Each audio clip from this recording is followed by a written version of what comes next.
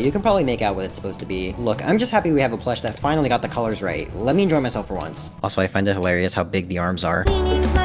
Tisha's an odd case. They put her in a maid dress. Tisha does have a skin where she wears one, but this is clearly her default color palette, and yet this was definitely based on it since the details on her dress are the same as in the game. That was an interesting choice for sure, but I unironically kinda like it. Is that dumb to say? She's missing her freckles, might I add, but it's no big issue. You probably forgot they were there anyways. Overall, a strange design choice, but it ended up working out. I'm so tired, Finn! Finn is really good, honestly. They nailed the details on his vest, and there's more of that shininess on his pants. Oh yeah.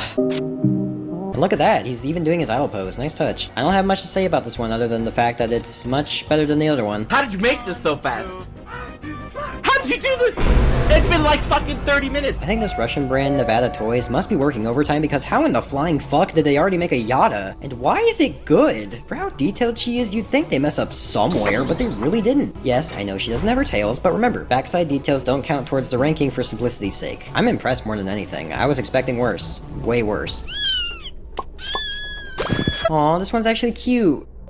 Oh, wait, wrong script. What I meant to say was, finally, they got Scraps' face right! Every bootleg I've seen of her has had that stupid twisted face for no apparent reason. But these masterminds actually put 2 and 2 together and fixed that face. Finally, finally.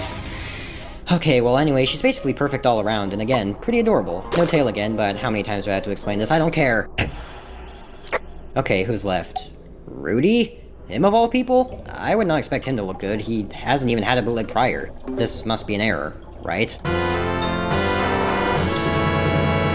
No, it is not, my friends. Rudy has cracked the top spot with a baller plush. I mean, this looks scarily accurate. I can't even point out any flaws because I literally cannot find any. This is great. If you look closely even, you can see that they gave him an extra fluffy texture, which makes perfect sense for a reindeer. It is a bit odd that we got a Bluebell Rudy for a regular Rudy plush, but at least it is Rudy, and at least they actually tried. Bravo.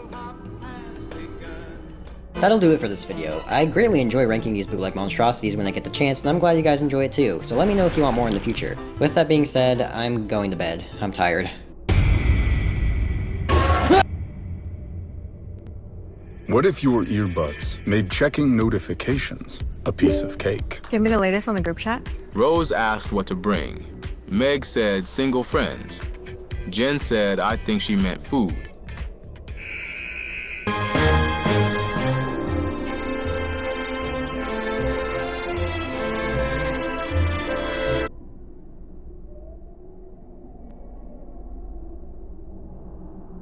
What is up?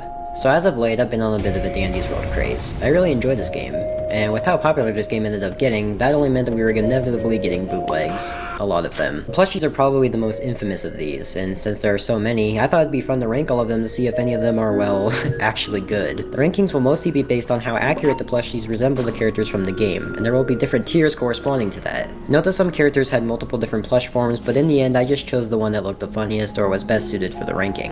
Another thing I should mention is that the Christmas tunes won't make an appearance. I don't have plushies considering their recentness. Razzle and Dazzle also just don't have a plush for some reason. Trust me, I looked, but everyone else is fair game. And finally, I'll only be covering the tune's regular forms, except for Scraps, which I'll explain later. I will say that this is my first go at one of these ranking videos, and it's also my first scripted video ever, so I'd appreciate any support if you do enjoy it. I'm not that great at speaking, so don't judge me. Nevertheless, let the nightmares ensue with our bottom placement.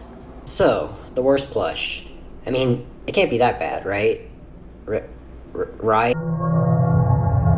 That is not Shelly. You can't convince me that it is. Everything about this is just unnerving and wrong. Her head is so round it almost has its own gravitational field. She looks like she's wearing a goddamn diaper. And where is her undershirt? Like, God, there's children here, you know? They absolutely massacred her. Forgotten for a reason, huh?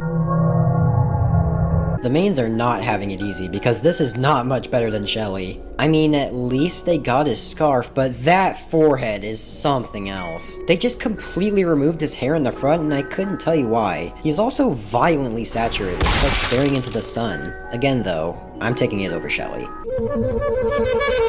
Finn, you're one of my favorites, but good lord this sucks. His whole body and head are pretty misshapen and his life vest is too dark. The bottom of his feet are also blue for some reason. I don't know how they got that. He's only above Sprout since his forehead was so extremely prominent, but yeah, sadly this is still a rather poor depiction. Another main! Jeez, they just can't get them right. I used to think Astro's wasn't that bad. It is. His head's too flat, so flat to the point where it almost ruins the whole plush. And something about that hat is just off. It's too floppy, I guess? I mean, realistically, it'd probably be like that, but I can't see it translating that well into plush form, which it didn't. Well, hey, besides the head, the rest of the body looks fine, I suppose. I will give them this. I am really impressed that they got her lampshade to actually hang off and be able to be looked inside of, just like the actual game. She even has her light bulb, and she's still not great. Similar to Finn, she's just really misshapen everywhere, especially with her torso, which is way too large. A for effort on this one, though. Gigi doesn't look terrible at first until you realize that her arms are just spears. They probably looked at a single image of Gigi facing forward and was like, oh, I got it. Her arms are circles. That makes anatomical sense. She's definitely also been looks maxing or something because look at that jawline. Yikes. She's not that bad, but not even close to good. Toodles has a similar problem to Astro where her head is too flat and football-like. It kinda looks like if you took a Stewie Griffin plush and plastered a Toodles skin over it. Besides the obvious issue with the head, her body is pretty much fine with her dress just being a little misshapen. Could be worse. And similar to Toodles, the only glaring issue with Goob has to do with the head, more specifically the face. You can clearly see that it just cuts off, and the head itself is a little too round. But I gotta appreciate how they did pretty well with the arms, all things considered. Okay, this one's just utterly hilarious. Why is she so fat? This girl somehow made Bobette look skinny. It's insane. Also, if you wanted any tea, then too bad, because her head is full of porcelain instead. But even then, I must say that they nailed her boa pretty spot on. I really like that they made it extra fluffy too. This one might not deserve this high of a placement, but I mean, come on. We've officially reached the plushies that are passable, and Scraps is a weird one. Now, you're probably screaming, that's her twisted form, you damn idiot, which you'd partially be right on. If you haven't caught on, her body is normal, but her face is twisted, which was a rather weird design choice. This is the only Scraps plush that exists, so I kinda had to use it for the purposes of this list. If her face were normal, this plush could have snagged an easy A tier, but oh well. Yeah, even Connie and Louie have got plushes already. I'm so shocked right now. This one's pretty alright, although I fail to understand why they made her hair so thin. You're looking like a failed origami project with that. Otherwise, she's fine, and definitely way better than I would have expected. The star of the show has arrived, and this plush ain't too bad. Petals are colored correctly, and everything else seems fine too, until you look at the back. What happened? Dandy just has an eternal void as the backside of his head, which kinda sucks. They were so close to a really solid plush, but hey, it's still not terrible. Again, not bad, although he suffers from the same round head issue that Goob had, which in hindsight makes even less sense for Boxton, but it really isn't too noticeable, I guess. I'm glad they remembered his wind-up key on the back though, and they got his bandana really well. You can even see the wrapped up ends of it on the back, which is a great detail.